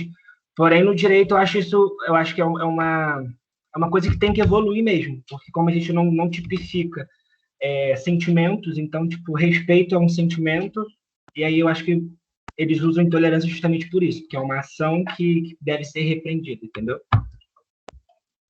Sim. Próximo. Temos aqui mais 2 perguntas, acho que a gente pode, de repente, como já são meio-dia, fechar com essas 2 perguntas, né? Uma da Audi e outra do Gustavo. A Márcia comenta aqui também sobre como é importante essa discussão de linguística para essa reflexão das práticas racistas, intolerantes. Também acho, Márcia, acho que a gente pode fazer novo projeto. Márcia já é sócio da coordenação de história, então, Márcia, não sei o que você está fazendo em língua portuguesa, muda de vez para COISE, que a gente fazer para somar também nesse projeto. E aí a pergunta da Audilene é o seguinte: como vocês pesquisaram notícias de jornais do século XIX, pesquisaram sobre a política varguista que produziu o acervo então chamado de magia negra? Que mudanças mais significativas vocês percebem no olhar da sociedade de modo geral ou nas mídias tradicionais para as religiões de matriz africana? Ou vocês acham que esse olhar não mudou tanto assim? Então, Audi, respondendo a sua pergunta, né, que é super importante. A gente tem aí uma mudança com Vargas, que acho que o Isaías chegou a mencionar na fala dele, que era uma mudança de que aqueles códigos penais, o Código Penal do início da República, que tipificava os crimes, né, de charlatanismo, curandeirismo, prática ilegal da medicina, e que baseava a perseguição dessas casas, e que inclusive produziu esse acervo aí de magia negra, etc., com Vargas isso vai ser revisto, porque Vargas teve uma política de um pouco aceitação, mas era uma dessas religiões, né? Só que aí a gente vai começar a ver mais profundamente, acho que a gente já discutiu sobre isso. Vargas, na verdade, não tinha um projeto de aceitação plena dessas religiões. Na verdade, ele tinha esse projeto de criar uma unidade nacional a partir de determinados símbolos, né? De determinados símbolos da nação. e ele reuniu esses determinados símbolos em torno do trabalhador, do trabalho, e a contribuição do negro, e assim como do índio para essa nação, era essa contribuição mais cultural, né? Então, não tinha muita preocupação ainda muito imbuído pelo racismo, né, na época varguista, não tinha muita preocupação. Então, ele recebe as mães de santo, né, recebe mãe Aninha, derruba essas leis, né, as leis que ainda perseguiam os religiosos e tudo, mas a gente vê que, na verdade, é um discurso ainda muito vazio de um respeito efetivo da verdadeira contribuição desses povos, né? Muito folclórico e tal, e uma manobra muito política ainda, no sentido de criar uma unidade e também contar com a contribuição aí dessas camadas negras que eram, em grande parte, trabalhadores operários, que eram com aquelas que Vargas queria se aliar, né? Mas isso, claro, cria uma mudança também, né? E aí a gente vai ver umas mudanças também nos olhares sobre essas religiões aí ao longo também da segunda metade do século XX, né? A gente, até mais do que agora no século XXI, a gente vê até programas de televisão, enfim, artistas autodeclarados que vão ser mais bem vistos, coisa que a gente, inclusive, desse ponto de vista, regrediu um pouco, porque isso se tornou um pouco mais público, mesmo que do ponto de vista mais sempre falando, isso é folclore, isso é cultura, às vezes, né? Isso se tornou mais disseminado, né? Mais cantado, o mundo do samba, porque também tinha muito essa aliança com o mundo do samba, e o samba também como esse símbolo nacional. E a partir do crescimento, sobretudo no final do século XX e início do XXI, do crescimento dos neopentecostais aqui no Brasil, a gente vê que o pouco que a gente tinha conseguido avançar, que ainda era muito pouco, a gente dá vários passos para trás, né? Porque aí a gente começa a repudiar isso na TV, nos espaços públicos, a dizer que é coisa do demônio, a utilizar uma lógica binária de céu e inferno, e de bem e mal, que é uma lógica cristã, judaico-cristã, e que não se aplica de maneira nenhuma às religiões de matriz africana, no máximo a Umbanda, que tem esse diálogo com o cristianismo, mas de maneira nenhuma o candomblé. Enfim, então a gente vê que, sim, esses olhares vão mudando ao longo do tempo, só que, infelizmente, eu acho que no momento atual a gente está num momento de muita regressão, apesar de que a gente nunca teve tantos movimentos sociais enfatizando a importância dessa discussão. Eu acho que a gente está num momento de muita violência e de muita perseguição, tanto que a gente não vê muito facilmente essas coisas sendo faladas na TV, nos jornais, na mídia, coisa que no final dos anos 80, 90 a gente via com muito mais frequência, assim, né? Enfim, tem até uns programas que foram fontes já de estudos em que tinha os caboclos que incorporavam, os eixos que incorporavam, eram programas de TV. Enfim, e hoje seria inimaginável a gente ver uma coisa dessas, né? E que tinha sido aberto justamente por conta desse discurso aí varguista, que na segunda metade do século XX possibilitou também um pouco isso, né? Eu não sei se eu respondi. Isso dá gancho para a pergunta do Gustavo, isso que você falou, da questão de... Isso, sim. O Gustavo pergunta, com a pandemia e a virtualização, o uso de ferramentas digitais de ensino tem sido bem disseminado. Os podcasts, por exemplo, têm sido importantes para tratar de assuntos complexos, mas de uma forma mais leve e didática. Como vocês avaliam o uso dessas tecnologias para a disseminação do tema? OBS, falei isso porque passei a seguir e ouvi um podcast de alunos mestrandos em História, que se chama Atlântico Negro. Excelente esse podcast, também adoro. E trata sobre o tema da história da África. Quer começar a responder, Anderson? Você?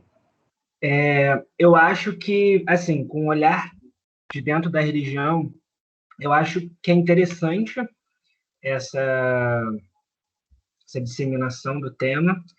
Porém, ela, assim como foi a Explotec, ela tem que ser muito bem planejada para o que vai ser falado, né?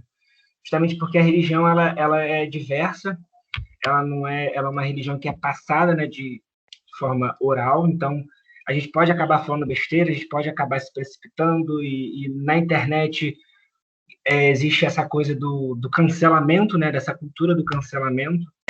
Então, pode ser que seja um pouco problemático. Enfim, é importante, deve ser sim. Infelizmente, é o único método que a gente tem para debater disso. O podcast é um exemplo, deve ser ótimo, vou procurar ouvir. Mas a gente tem que tomar um pouco de certo cuidado na hora de falar desse assunto, porque realmente ainda existem muitas informações precipitadas, enfim, é igual aquele medo que a gente teve lá no Spotec de falar coisas que não eram verdades, enfim, de revelar coisas que não podem ser reveladas. Tem que ter todo esse cuidado, mas eu acho importante debater principalmente sobre o racismo religioso e essa questão da intolerância, do respeito. Eu acho que é importante, sim. Sim, eu acho que a gente tem que aproveitar todas as mídias disponíveis, né, Gustavo? Acho que sim, para discutir. Eu acho que ainda mais nesses tempos de pandemia, com essas novas estratégias, a gente vai aproveitar. Mas é isso, sempre. E por exemplo, os pais de santo que eu acompanhei já lá em 2009, eles tinham essa preocupação de entrar na internet já, de ocupar as redes sociais, de falar, de expor essas questões, porque sim, é um dos meios de visibilidade que a gente tem hoje, mas é também muito mais exposição, né? E aí é isso que o Anderson falou, tem que ter muito cuidado para tudo que vai ser dito, discutido, a maneira pela como que, sabendo que também isso pode ser usado de N formas, mas é isso, a gente está aí nesses novos tempos e temos que utilizar todas as ferramentas possíveis, e esse podcast é excelente, por exemplo, do Atlântico Negro. Eu sigo também uma página no Insta que é a História da Escravidão, que também é excelente, convida pesquisadores que estão fazendo pesquisas pioneiras, né, sobre esses assuntos. Então, assim, é fundamental. Acho que não podemos abrir mão, não. Temos mais 2 perguntas, gente, que nesse meio tempo chegou. Eu acho que eu vou ler as 2, e aí a gente pode fazer uma fala final com essas perguntas. Desde já, eu já agradeço muito, gente, da presença de todos, em especial a disponibilidade do Anderson, da Desirê e do Isaías, de estarem aqui também, compartilhando essa experiência com vocês. Quando eu convidei, prontamente eles aceitaram, e eu fiquei muito feliz. E aí, temos a pergunta do Tiago. Como vocês veem a relação do conhecimento dessas religiões com a identidade e o orgulho do povo descendente de africanos? E uma pergunta da Larissa para Desirê. Essas matérias eram da grade mesmo? Tipo, sim, a matéria do curso em relação ao curso de enfermagem. Vejo muitas pessoas do meio acadêmico reclamando que, às vezes, a universidade até tem a opção de matéria, mas sempre facultativas, até as que têm um teor muito bom para pesquisa. Isso faz com que alcance menos pessoas. Então, essa é a pergunta mais direcionada a Desirê. E essa outra pergunta do Tiago, sim, Tiago, eu acho que tem tudo a ver. Eu acho que um dos pilares do projeto também era isso: combater o preconceito, combater o racismo, falar do conteúdo, da história do conteúdo dessas religiões, para estimular o respeito e tal. E é isso, um dos pilares era que as pessoas dessas religiões dentro do espaço escolar também se reconhecessem, né, como publicamente, coisa que acho que os meninos colocaram muito bem, a Desirê também falou, geralmente quem é da religião não se expõe por medo também, e se reconhecessem e de maneira orgulhosa, e construíssem também as suas identidades com base nisso. Então, acho que tem uma relação intrínseca, e eu acho que parte desse projeto também era nesse sentido, de trazer um espaço para que essas pessoas pudessem falar de si mesmas também enquanto pertencentes das religiões de matriz africana, e a partir dessas identidades também de pessoas afrodescendentes e que são pertencentes a essas religiões. Acho que é fundamental. Enfim, acho que vocês podem comentar, fazer umas falas finais também. Vou passar primeiro para a Desirê, que eu acho que ela pode falar das 2 perguntas. Pois é, deixa eu responder primeiro a outra. No período passado, eu tive Ciências Humanas e Sociais da Saúde, que é da grade, né, obrigatória.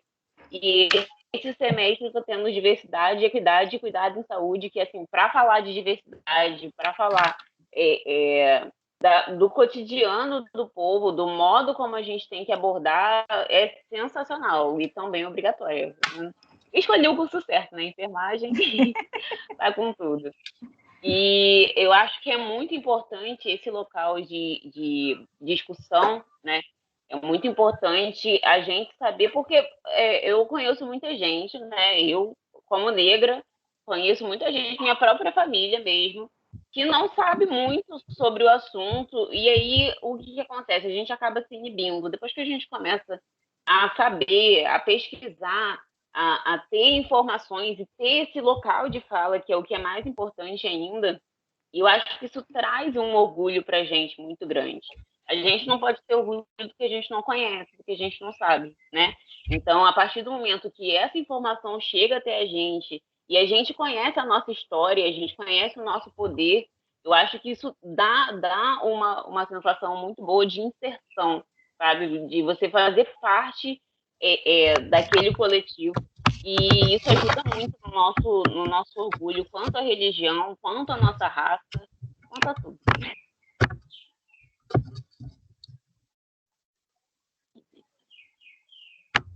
Aí, ia falar? Pode falar, Anderson. Pode falar? Deixa eu só ler. Como vocês veem a relação do conhecimento dessas religiões com a identidade e o orgulho do povo descendente de africanos? Eu reitero tudo que vocês falaram, né? E acho que é importante expor esse multiculturalismo nas escolas. Acho que é importante falar sobre isso. É importante buscar o respeito, né? Para não usar a palavra intolerante. E acho que a gente está aqui para tentar fazer alguma coisa para mudar, né? E o Cefet ele dá essa oportunidade para todo mundo, para buscar mais informações, né? Eu sou muito grato a tudo que eu vivi no Cefet, todos os estudos, todas as pesquisas, ajudou muito na decisão profissional que eu quero, e esse olhar crítico ele deve continuar também fora do Cefet, né? A gente deve, eu, por exemplo, estava criticando ainda há pouco essa ideia do intolerante, da gente ter que tipificar ações, né? E essa questão de usar intolerante, não respeito, e eu acho interessantíssimo que a gente tem sim que, principalmente como a Desirê falou, nessa questão do racismo religioso, do racismo estrutural que existe, né? E tem totalmente ligada às religiões de matriz africana com esse racismo.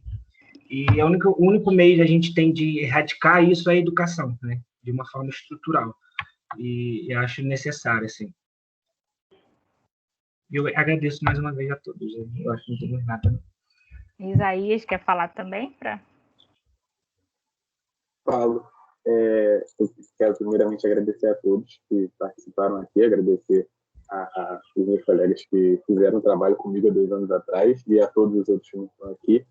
E fazer coro, né, a fala que eles fizeram, principalmente no final do Anderson, falando sobre educação.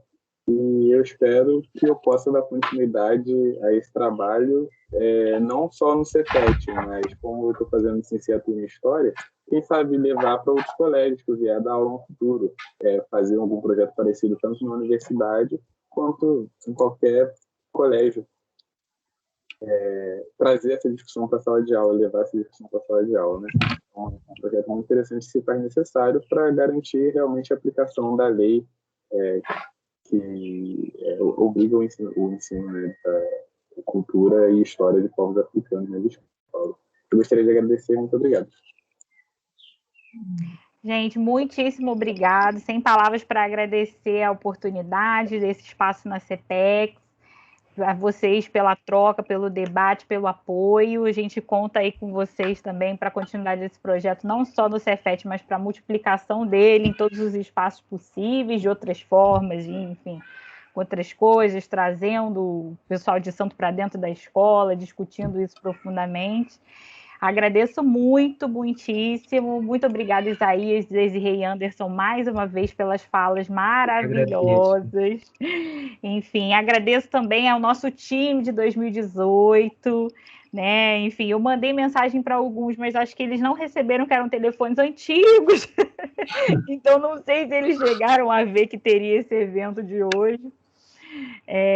Mas, enfim, agradeço muito sempre aos alunos, enfim, que sem eles isso não seria possível. E obrigada também à presença dos meus alunos, passados e atuais, prestigiando a mesa, dos professores, gente, maravilhoso, da nossa monitora, Mariane, e do André, que também teve que sair, né? Enfim, Aldi, Márcia, Samuel, os professores que vieram aqui, e do André, que teve que sair, porque obviamente está aí nessa função de organizar a CEPEX toda, e aí não é fácil. Gente, muito obrigada. Gente, obrigado a todos aí, boa tarde para todo mundo. Boa tarde, gente. Obrigada, gente, muito boa essa troca, muito feliz.